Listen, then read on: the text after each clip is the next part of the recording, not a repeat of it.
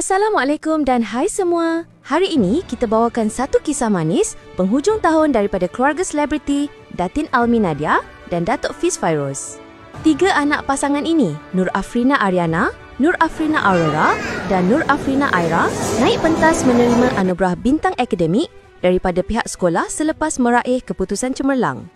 Almi Nadia menerusi Instagram meluahkan rasa syukur dan bangga menyifatkan kejayaan itu sebagai buah tangan manis di hujung tahun, sekaligus hadiah yang buat mama dan papa happy. Dalam perkongsiannya, Almi turut menitip pesanan kepada tiga putrinya supaya terus berusaha lebih gigih pada masa hadapan. Bukan itu sahaja, baru-baru ini Fiz Fairuz turut mencipta kejayaan peribadi apabila meraih Diploma Kemahiran Malaysia, Kejurulatihan Lakonan tahap 4 serta Seni Lakon Teater tahap 3. Tahniah buat seluruh keluarga ini, bukan sahaja berbakat dalam seni, malah cemerlang dalam pendidikan. Inspirasi untuk semua.